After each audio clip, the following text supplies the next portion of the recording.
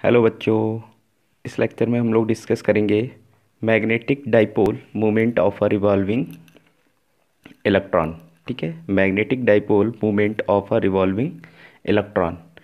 परिक्रमी electron का चुंबकीय द्विध्रुव आघूर्ण। परिक्रमी इलेक्ट्रॉन का चुंबकीय द्विध्रुव आघूर्ण, जैसे कि माना कि ये क्या है, न्यूक्लियस है। ये क्या है, न्यूक्लियस है। ठीक है, तो न्यूक्लियस के बारे में हम लोग ऑलरेडी जानते हैं। क्या होता है कि इसके सेंटर पर जो है प्लस जेडी चार्ज होता है। कितना होता है? प्लस जेडी चार्ज होता है। और मान लिया कि इसके सेंटर से, ठीक है, इसकी जो रेडियस है वो कितनी है? आर। होता क्या है, यहाँ पर सेंटर पर जो चार्ज होता है वो कितना होता है? Plus JD. किसी भी न्यूक्लियस के, ठीक है, न्यूक्लियस के सेंटर पे जो चार्ज होता है वो कितना होता है? Plus JD. ठीक है, इसी को हम लोग पॉजिटिव चार्ज बोलते हैं। ठीक है, अब यहाँ से क्या होता है कि इसकी न्यूक्लियस के चारों ओर, ठीक है, ये क्या होता है? इलेक्ट्रॉन मूव करते रहते हैं। ठीक है, क्या करते रहते हैं? इलेक्ट्रॉन मूव करते रहते हैं। ठीक है, तो इन्हीं मूव करने वाले इलेक्ट्रॉन्स का क्या निकालना है हमें? चुंबकीय द्विध्रुव आघूर्ण। ठीक है, परिक्रमी इलेक्ट्रॉन का चुंबकीय द्विध्रुव आघूर्ण निकालना है। ठीक है, तो let a let an electron of charge E. माना कि जो इलेक्ट्रॉन है उनका चार्ज कितना है? E is revolving around a nucleus. ठीक है,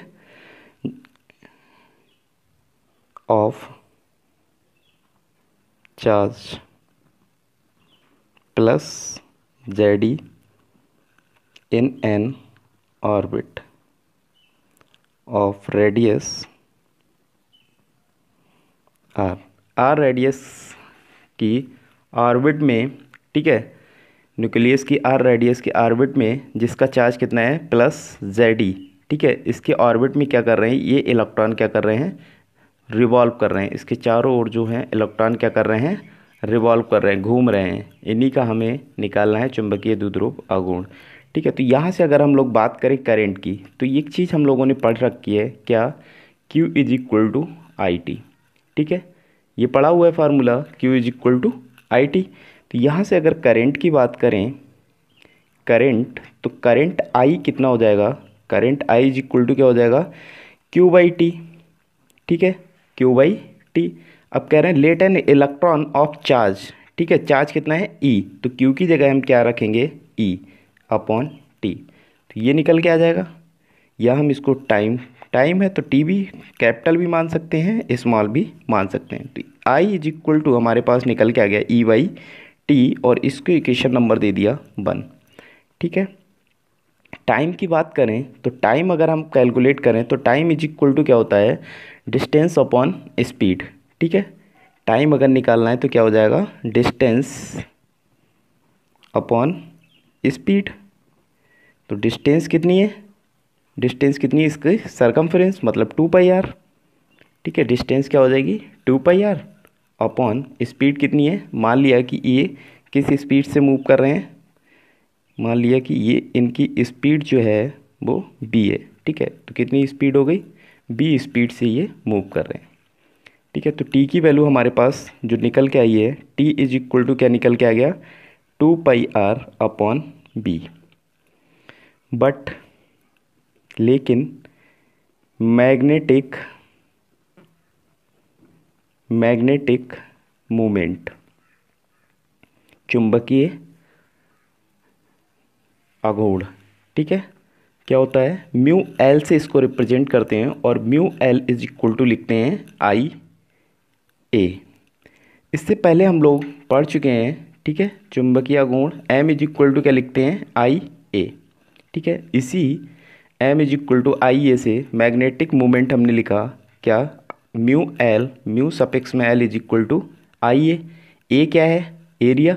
ठीक है, तो एरिया कितना हो जाएगा यहाँ से? आई पाई आर स्क्वायर। क्लियर। अब यहाँ से आई क्या है, आई को अगर हम यहाँ से देखें, आई इज इक्वल टू क्या है, ई बाई टी। तो mu L is equal to हम लिख सकते हैं क्या, आई की जगह E by T into pi are square.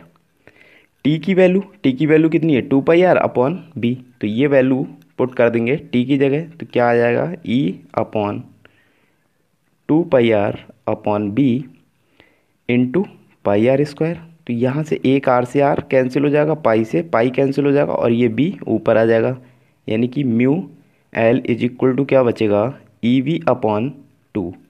ठीक है, यही बचेगा, e b upon 2, e v upon 2। अब नाउ मल्टीप्लाइंग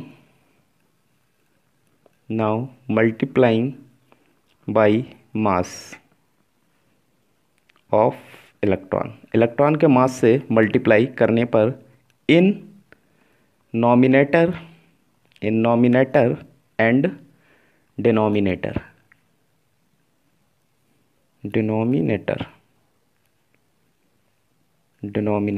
ठीक है, नॉमिनेटर और डिनोमिनेटर, ठीक है, अंश और हर में, ठीक है, इलेक्ट्रॉन के मास से क्या करेंगे, गुणा करने पर। तो यहाँ से बन जाएगा mu L is equal to e v m upon 2m। ये आ जाएगा, सॉरी यहाँ पे एक आर बचा था, ई बी ऊपर चला जाएगा, एक आर से आर कैंसिल हुआ था, ये एक आर यहाँ पे बचा हुआ था, ई बी आर। तो यहाँ पे क्या बचेगा, e b m into r upon 2m, और mu L is equal to m b r क्या होता है, एल। ठीक है, m b r is equal to L. तो ई एल अपॉन क्या बचेगा, 2m, ई एल अपॉन 2m। यही होता है क्या, चुंबकीय द्विध्रुव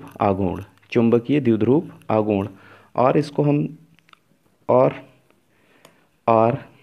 ये भी लिख सकते हैं, mu L upon L is equal to E upon 2m। ठीक है, इस रिलेशन को क्या बोलते हैं, this ratio is called gyromagnetic ratio. इस रेशियो को क्या बोलते हैं, जायरोमैग्नेटिक रेशियो। क्लियर। और हम जानते हैं कि L इज इक्वल टू क्या होता है, NH अपॉन 2 पाई। L is equal to NH upon 2 पाई, चूँकि mu L is equal to क्या हो जाएगा, mu L is equal to, इसमें एल की जगह क्या रखेंगे, NH अपॉन 2 पाई। ठीक है, तो यहाँ से क्या बन जाएगा, ई NH upon 2 into 2 4 pi m। ये आ जाएगा निकल के। ठीक है, यानी कि यहाँ से निकल के आ गया mu L is equal to NEH upon 4 pi m। और इसको क्या बोलते हैं, ये क्या होता है, बोहर मैग्नेट्रॉन। इस रिलेशन को क्या बोलते हैं,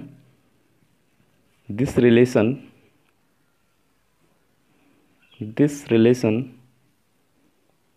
is called Bohr magnetron. its value is 9.72 into 10 to the power -24 ampere metre square. ठीक है, ये इसकी वैल्यू होती है। क्लियर। तो चुंबकीय द्विध्रुव आघूर्ण क्या होता है, mu L is equal to E L upon 2m। Mu L upon L is equal to E upon 2m, इसको क्या बोलते हैं, gyromagnetic ratio. And mu L is equal to NEH upon 4 pi m, इस relation को बोलते हैं Bohr magnetron, जिसकी value होती है 9.72 इंटू 10 टू द पावर -24, और यूनिट होती है एम्पियर मीटर स्क्वायर। क्लियर है।